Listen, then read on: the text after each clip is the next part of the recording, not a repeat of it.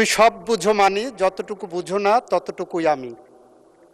উনি সব বুঝেন, এটা যেমন মানি, কিন্তু যতটুকু ওনার প্রয়োজন ততটুকু উনি আনেন, এর বাইরেরটুকু আনেন না।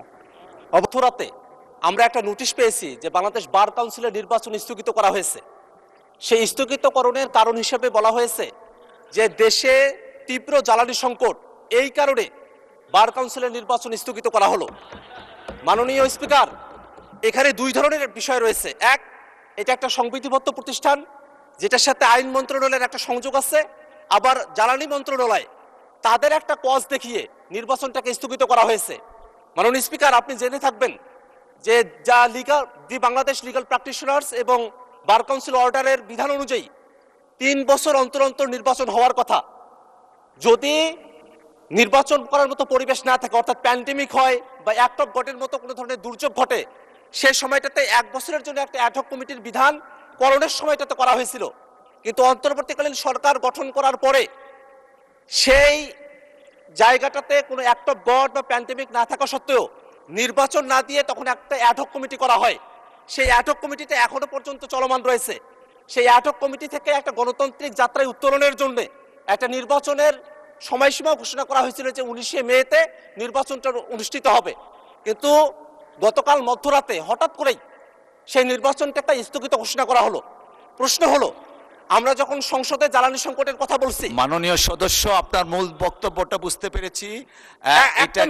এটা কার্য বিবরণীতে আনার জন্য ভালো হবে, রেকর্ড থাকবে। আপনি দয়া করে একটা নোটিশ প্রদান করুন, এই বিষয়টা অ্যাড্রেস করবে, তখন মাননীয় আইনমন্ত্রী বক্তব্য রাখতে পারবে।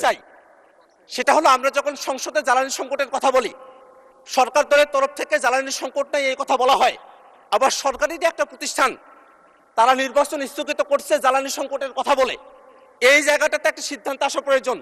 আসলে কি জ্বালানি সংকটের ইস্যু, নাকি একটা গণতান্ত্রিক প্রতিষ্ঠানকে দলীয়করণ ডাকা হবে, সেইটা মূল ইস্যু? 1.5 যুগ ধরে ভালোবাসার নিড়ে এসিআই পিওর সল্ট।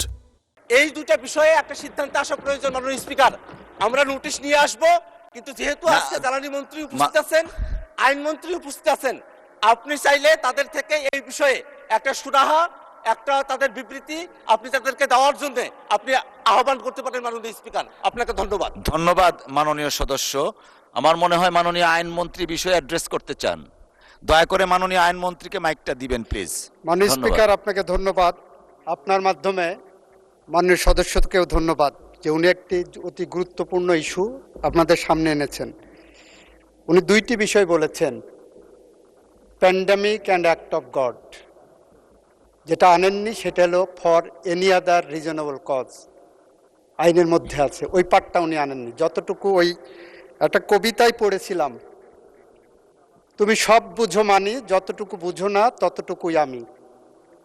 উনি সব বুঝেন, এটা যেমন মানি, কিন্তু যতটুকু ওনার প্রয়োজন ততটুকু উনি আনেন, এর বাইরেরটুকু আনেন না।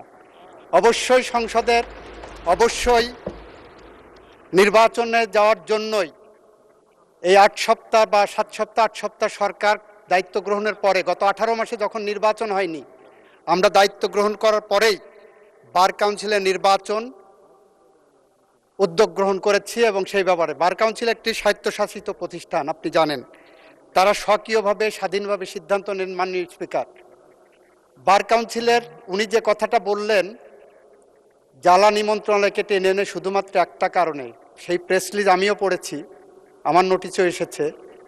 উনি যে জিনিসটা বলেননি সেটা হলো ঢাকা বার সহ বেশ কয়েকটি বার অ্যাসোসিয়েশন থেকে বার কাউন্সিলের কাছে অনুরোধ এসেছে যে তাদের ওখানে এখন নির্বাচন চলছে, তাদের নির্বাচন প্রক্রিয়া সমুন্নত রাখার জন্য, এইটাকে নির্ঝঞ্ঝাট রাখার জন্য, ওই বার অ্যাসোসিয়েশনগুলোর নির্বাচনকে নির্ঝঞ্ঝাট রাখার জন্য নির্বাচনটা পিছানোর জন্য বলেছেন। এবং বার কাউন্সিল একটি সংবিধিবদ্ধ সংস্থা হিসাবে বিভিন্ন বার অ্যাসোসিয়েশনের সেই অনুরোধটাও রক্ষা করেছেন। ফলে এই পার্টটা কিন্তু উনি বলেননি।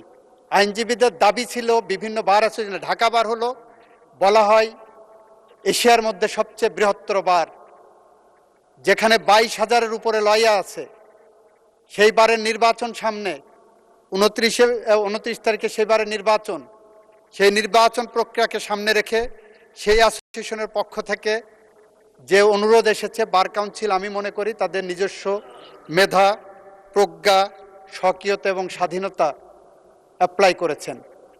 সেই কারণে সেখানে আমরা কোনো হস্তক্ষেপ করিনি।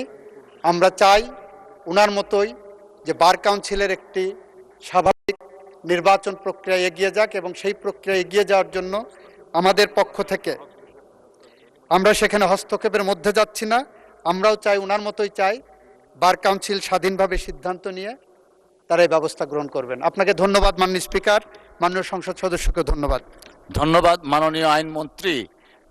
আমি তো ভেবেছিলাম মাধবী হবে কবিতার শিরোনাম। ধন্যবাদ মাননীয় আইনমন্ত্রী। আর এই বিষয়ে বক্তব্য নেই। আপনি অধিবেশন মাননীয় আইনমন্ত্রী, আমি বললাম আমি ভেবেছিলাম কবিতার শিরোনাম হবে মাধবী। এনিওয়ে বলেছেন, শুনেছি। Thank you.